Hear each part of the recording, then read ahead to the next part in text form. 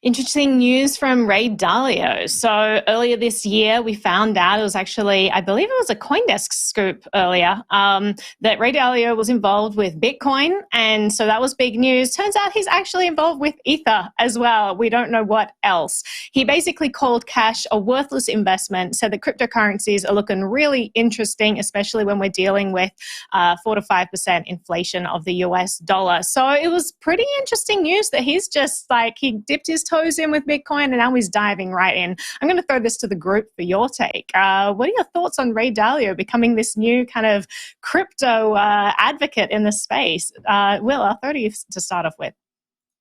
Yeah, I want to add a quote from the article here. Will is muted. Oh, Will's muted. Will's muted. No way. He's muted. I'm going to give it to Zach. No, Okay. he's muted. Dang. All right. Yeah, I'll take it. Wait. There he is. Now. Will, say something. There you go. Sweet voice. I swear, it's been an awful Friday. We just fixed that a second ago, and then it happened again. Okay, but let's go to the story. I want to go to a quote from Ray Dalio here, which is, again, really interesting. Naomi, you kind of put the nail on the head there. Ray Dalio has always been like against crypto in the past, but now he's like into it, and he's holding Ether. He's an Ether whale. Probably not a whale. But he says, I view as an alternative money in an environment when the value of cash money is depreciating in real terms. And I think it's very impressive that for the last 10 to 11 years, the programming has held up. It hasn't been hacked. It has an adoption rate. I think that's pretty important for someone like Ray Dalio, who's looking for a return on his investments in a time when there is zero yield on any asset that you're holding, right? You can get stocks, but you're not really going to beat inflation. You can get treasuries. You're not really going to get over 1%. You can look at real estate. It's pretty bought out at this point. So maybe you can look at cryptocurrency, look at digital assets and say, hey, there's something here for the next 5-10 years where I can get a nice return on my investment. That's pretty notable.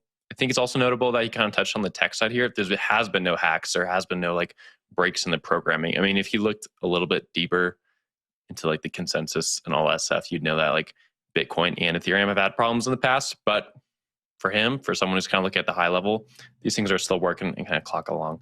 Zach, I'll throw it up to you.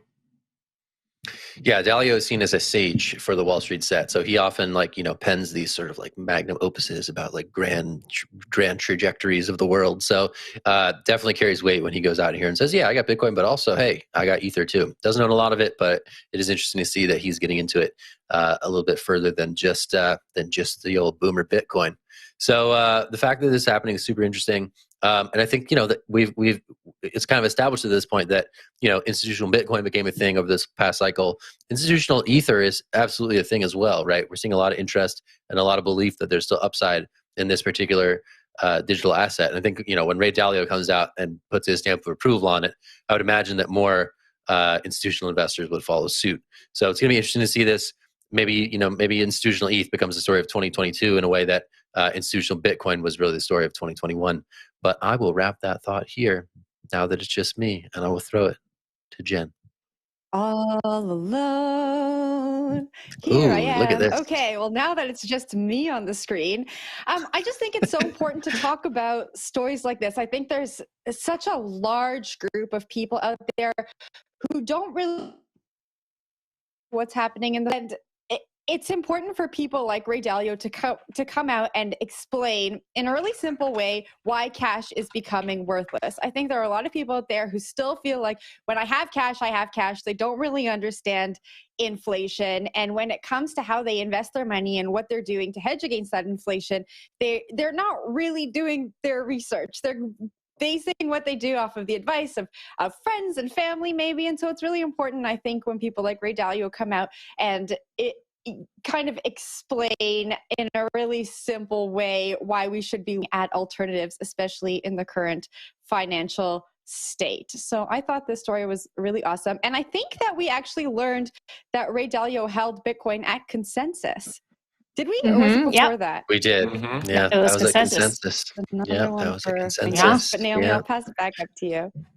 Yeah, I just wanted to add something to what Will was saying, his comment about the code, because I think we take the code for granted a lot. And we're like, this is an immutable ledger and it's always going to be around and it's a great, digital thing filled with software. And as we've seen with like every DeFi project, code is really difficult to get airtight. It's not even possible for code to be airtight, and people are constantly finding bugs. So I don't think we should take this for granted at all. I definitely think it's important to be cognizant that there are real people working on this code, real people finding bugs, real people fixing bugs. These people need funding and resources. There's been a big push in the Bitcoin community recently to get some more of those resources so that we can keep this airtight. I don't be aware that there are risks involved with cryptocurrency, and just because we've been for however many years without something catastrophic happening on the Bitcoin network, then it's still an open question, and this stuff is constantly being updated. So just be aware of the risks that you're taking in this. Are you fudding Obviously, the chain? I'm totally bullish. I just want people to have a very realistic assessment of the situation and not think that just because it hasn't been hacked, it's never going to be hacked. I think that we mentioned on the show the other day that what's interesting now is you have all these kind of honey pots with this giant target symbol on them in the form of DeFi now. So less people are trying to attack the chain itself because there's just like millions of dollars locked up in DeFi, and a lot of that code hasn't been audited to the same extent that the main layer one chains have. So it is interesting that kind of dynamic has shifted the focus away from underlying blockchains. But just beware, there is still a risk